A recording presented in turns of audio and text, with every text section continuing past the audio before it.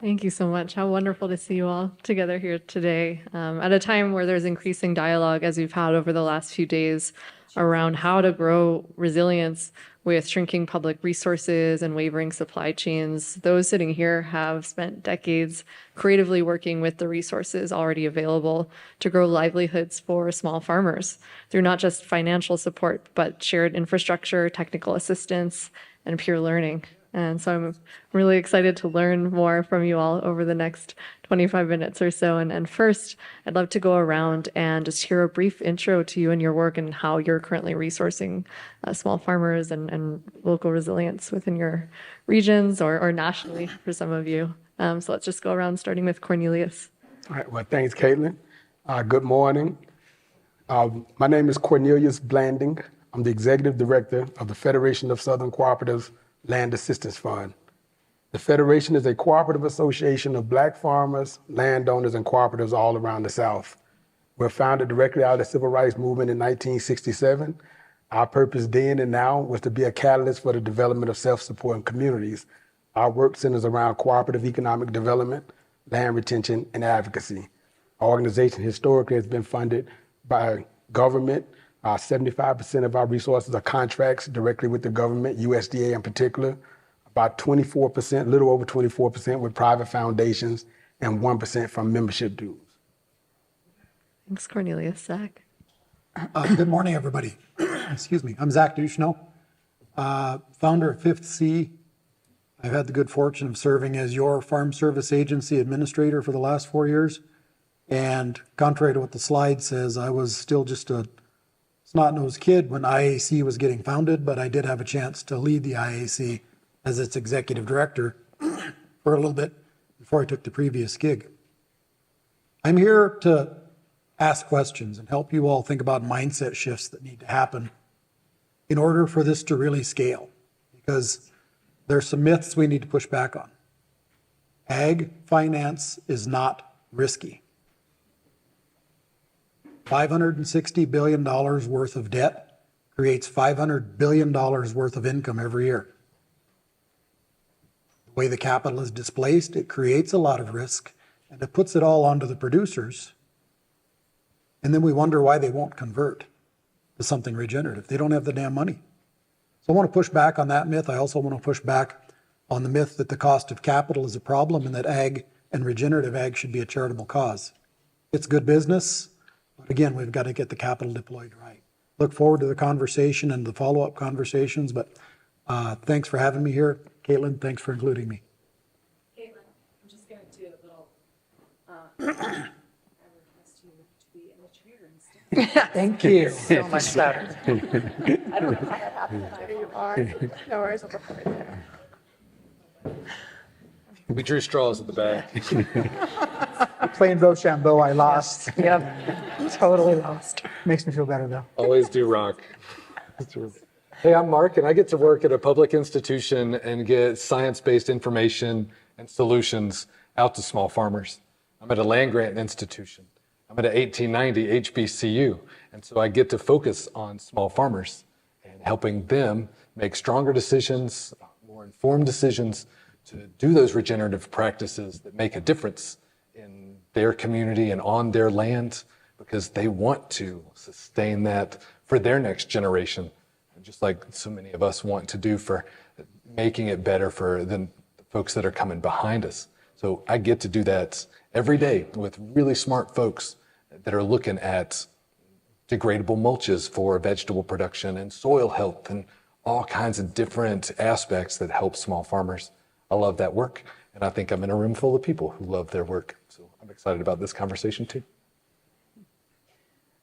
Hey everyone, I'm Brooke Bonner. I have Drinkers of the Wind Farm, which is just about a half an hour south, although with this traffic, it's more like an hour and a half.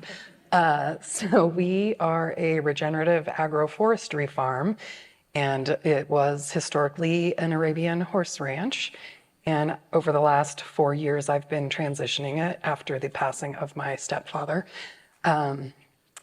transitioning it to orchards and market garden and cut flowers. And really the focus is all about carbon sequestration, water infiltration, and wildlife, biodiversity, and nutrient-dense food for the community.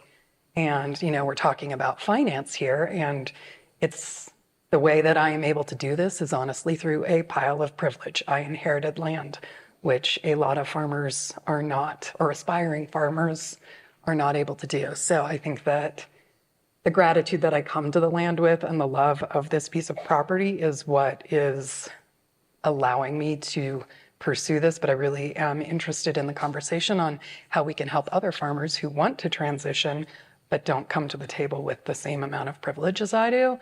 How do we help them do that as well? Because that's how we scale it. It's not by me getting huge, but by a lot more people being able to do it. Thank you, Brooke. Yeah, follow that, Jose. Good afternoon, or good morning, everyone. Jose Corona. I work with the Office of Kat Taylor, and I lead all her agricultural programs and initiatives, focus on the Agricultural Platform Collective, which you'll hear a little bit more about it later, but what we do is we actually work with small-scale producers right now, focused in the Central Valley, mostly Latino, Southeast Asian, Hmong, and African-American farmers, to get them ready for capital. The focus of our work over the past year has been on helping them access consistent long-term markets, whether they're institutional or retail, in a way that they actually pay fair pricing. We really believe that if they access markets first and foremost, that will allow them to really build up their business, allow them to position themselves for capital, that then will allow them to grow in the manner they want to grow. We're forming this as a collective so that as there's profits into how we structure the APC, all the profits, all the equity that's generated from the revenue, which we'll talk about later, it goes back to the farmers. So it is a true collective that benefits farmers. It was informed by farmers, started during the COVID pandemic, and led us to build it the way we build it now, which is farmer-led, farmer-focused, and farmer-first. So I'm also excited to be here. Thank you, Kaitlin, for putting this together, and excited for the conversation. So I'm going to jump straight into it and get to the tough topic first. At a time where access to public funds has been increasingly volatile, you're all sitting at various positions of seated within public institutions, creatively bridging that privately and through technical assistance. I'd love to hear from each of you how you're currently navigating access to public funding and how you've been addressing that now through more creatively providing access to public and other forms of private, rather, and technical assistance and other resources during this time. You want to kick us off, Cornelius? Start with me again. So as I mentioned in my introduction, 75% of our resources as an organization came from the government, the United States Department of Agriculture. And when this new administration came in, we were hit hard with this transition with DOGE, the Department of Government Efficiency, for two reasons. And we lost 4 contracts right off the bat, 2 of them because of climate change. We were engaged in some climate-related issues where we were making sure that Black farmers within our network, within the South, were doing climate-smart practices. Those things were cut. One of those was around a revolving loan fund. We set up a revolving loan fund, a fund where we could then finance those farmers to make those transitions. You mentioned in your introduction, it's hard for a farmer to do this kind of work. And so having access to capital was important, and that's what we were doing. That was cut. But then other programs were cut because of DEI. They deemed anything that we were engaged in was DEI. But our organization traditionally has worked with the government to make sure that Black farmers were engaged with the Department of Agriculture and things that matter to our nation. And that's the ball, I think, that's being missed now. Right now, agriculture is not a zero-sum game, and that's what I think we look at it. It takes all farmers to be successful. We have to have agriculture working for everybody in order to have a clean environment, in order for our economy to be moving, in order to feed and provide nutrition for people. And so when there's a natural disaster, for example, it doesn't matter what color a farmer is, that farmer has the ability to impact our whole nation. About 15 years or so ago, there was a huge toxic algae bloom that happened in Toledo, Ohio. And it was because of runoff from a farm. 500,000 people no longer had access to potable water. That situation happens regularly. EPA talked about that situation was a ticking time bomb in all 50 states. Last year, just here in Idaho, the Big Bear River and I think 7 other rivers had a warning around the toxic algae bloom. It's prevalent all over our nation. And every farmer plays a role in protecting things like that from happening. And so if we don't provide the resources, the technology, the credit, the capital to every farmer, we'll find ourselves in that situation over and over again like we have been. But long story short, we've been impacted because the way this administration has looked at the way funds go out. And so it severely impacts Black farmers, in particular all but Black farmers in our area. So what we've started to do is partner with corporations and philanthropy on some of the projects that were cut. So one of the examples, we do a lot of agroforestry work.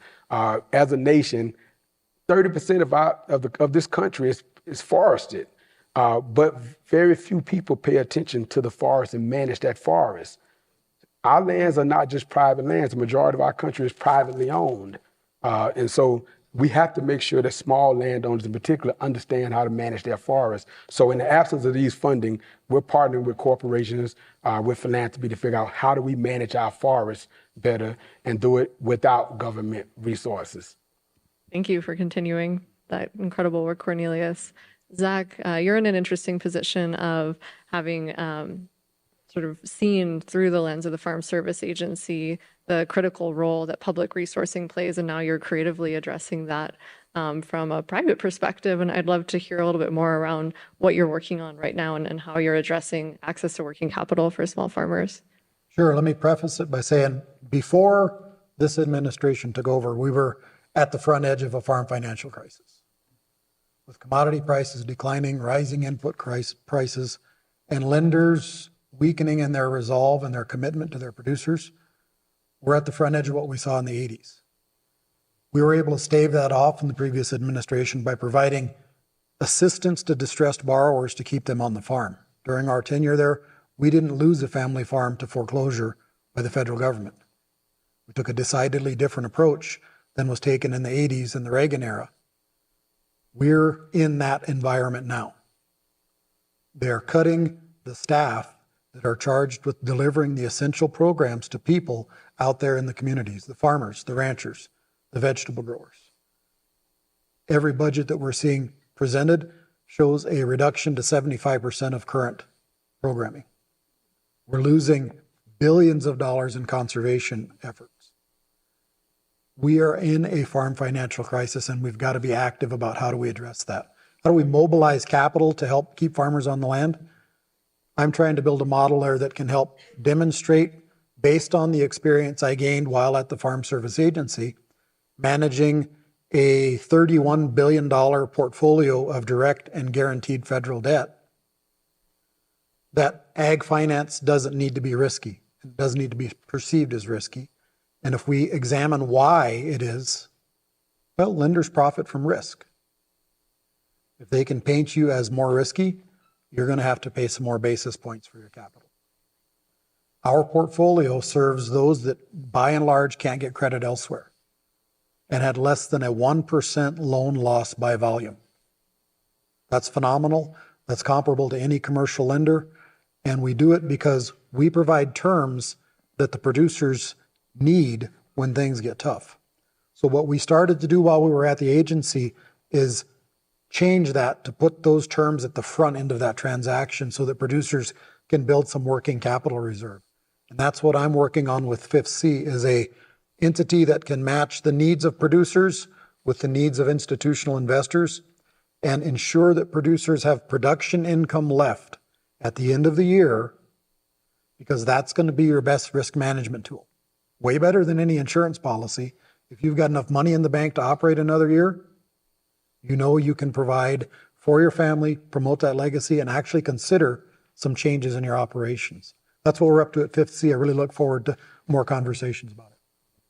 Thanks so much, Zach. And Mark, you're sitting from the lens of land grant extension, which plays a really critical role in access to technical assistance and latest research, as you mentioned, to small farmers. And even prior to recent years, those numbers of extension agents have been dwindling, and you've been addressing that in really creative ways for the last 2 decades, and especially accelerating that over the last couple of years. I'd love to hear some more around how you've been addressing widening access to technical assistance and other services for small farmers in North Carolina. So before I was at the state level, I worked at the county and local level. So the small farmers, the BIPOC farmers, the folks that need that technical assistance from Extension and from FSA and from other spots don't always go to access that. So the beautiful stories that I love the most about the work that I've done personally, and those stories are the same at local levels all across the country, is when I would walk somebody over to a government office, some place that they'd never darkened the door, but that unlocked that potential, unlocked those resources for that individual. And there's not as many people on the ground doing that work anymore. And so the research spheres have changed, the funding has changed, not just now, which it was a good run, but slowly over decades, that's happened where there's not enough people to do that work and make that difference. And so I love the work that we've been doing with Open Future Coalition and others to find ways that connect more people together, more growers together, and help develop some cooperatives and help get that technical assistance, those last miles onto farms. So that all needs resources that are not easily available. So finding ways to do more with less is important, and that's what I'm focusing on now. Thanks so much, Mark. And Brooke, from the perspective of a farmer, I'm really curious to hear what your experience has been so far navigating this complex web of agencies and resourcing, some of the creative problem solving you're doing now, and what some of the lingering needs are. How are you hoping that some of these institutions, public and private, can better support you in your work? Yeah, it's an interesting quagmire. My history was not farming. I am not a trained farmer. I came to this at almost 50, which is not necessarily what we want. We want farmers to be able to start when they're in their 20s and super vigorous and knees are bendable. But regardless, this is where I am now. So we have done a lot of private funding for ourselves. I sold my house that was elsewhere and have essentially sunk 100% of those funds into doing the regenerative transition, which is not really a good life choice. That was supposed to be my retirement fund, so whatever. But we have accessed some NRCS funding, and that has been mostly great until obviously this year where we had multiple grants frozen. We didn't know if we were going to get them. You guys have all heard the story, so we were directly impacted by that. But things are moving forward, and fingers crossed, like Amy said on the previous panel, fingers crossed we actually get the reimbursement we were promised.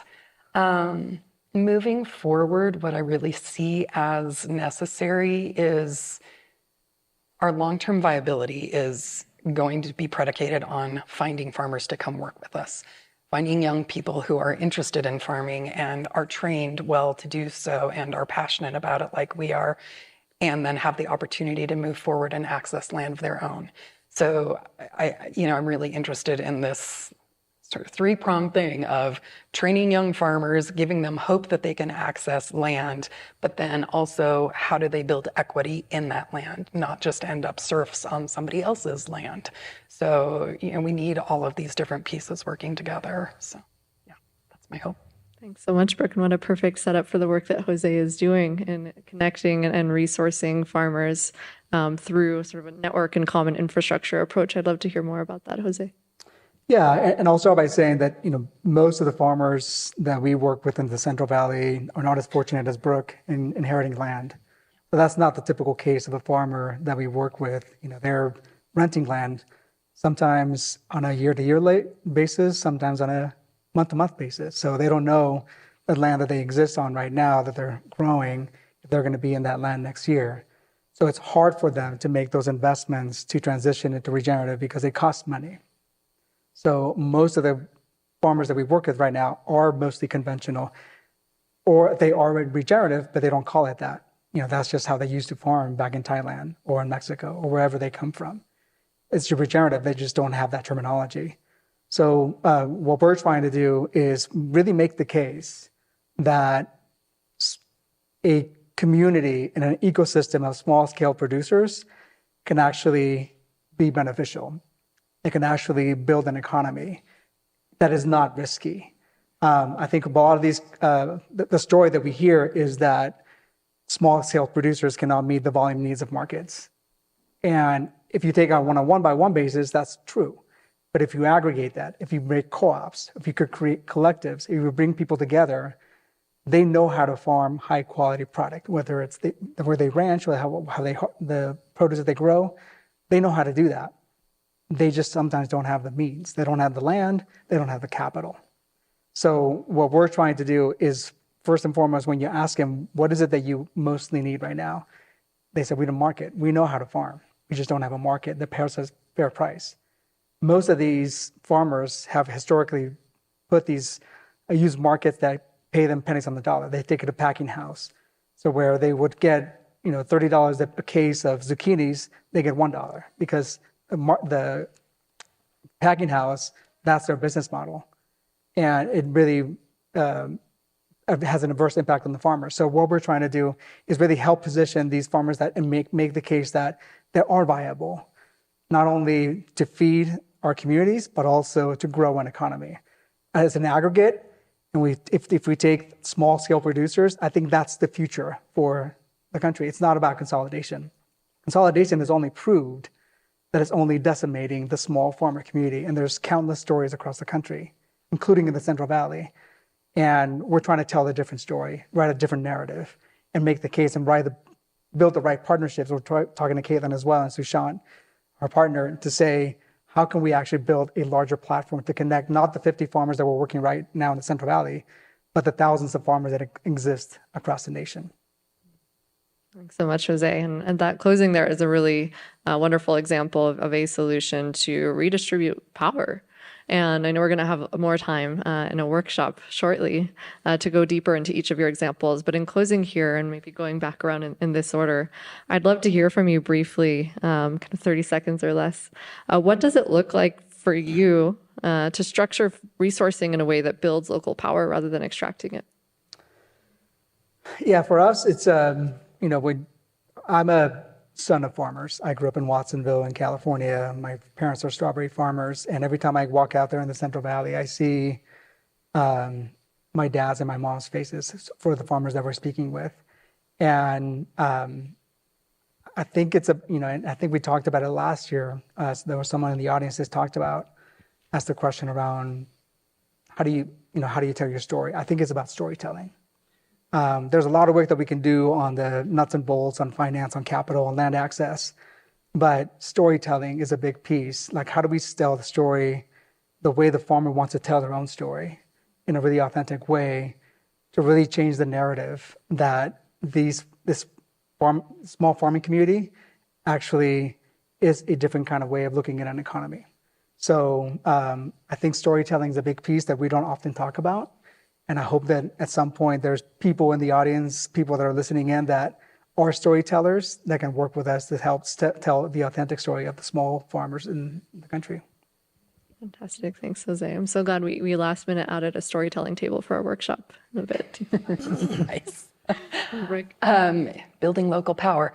I think I would say that the solutions are here now that we need for climate change, for agricultural resilience, all those things. It doesn't need a massive tech solution with a 10x return that benefits only a few. It takes all of us going and grabbing a shovel and planting a tree, or buying from the farmer who does that, or telling the story of the farmer who does that. Like, the solutions are small and they are available now, and it does not take one massive genius to just have the silver bullet. We all have the solutions in front of us, and it just takes us applying them equitably and inviting everyone to the table to participate. Oh. So helping farmers see the business side of their operation. Like you said, I can grow this. I need to market for it. Folks ask us all the time, what should they grow this season? They're really asking, what can I market and get there so that I can have a decent return and keep my family well fed, and maybe get a kid to college. So finding those opportunities helps folks maximize and optimize those opportunities. And I love seeing that because farmers are great at what they do. And a little bit of help goes a long way, especially in food systems and small farm networks. To me, it looks like producers having money in their pocket after their production season, no matter what they're doing. Then they can have the agency to take a look at opportunities in the regenerative or climate smart space. We have to acknowledge that producers are trapped in a system, and none of them willingly are degrading their soil, but it's the only goddamn thing they can get financed to do. And we've got to change that. And that's what we hope to talk about this afternoon in the workshops. I also look forward to the workshop, but I think we have to focus on those 4 means of production: land, labor, capital, and management. Jose, you mentioned land and capital, the most important ones. And I think that there has to be catalytic capital that's owned and controlled by the farmers at the community level to address that land and that capital issue around our means of production. Fantastic. Thank you all so much. And we're going to roll up our sleeves here in about half an hour if you want to get delving more into some of these solutions with us. So thank you all so much.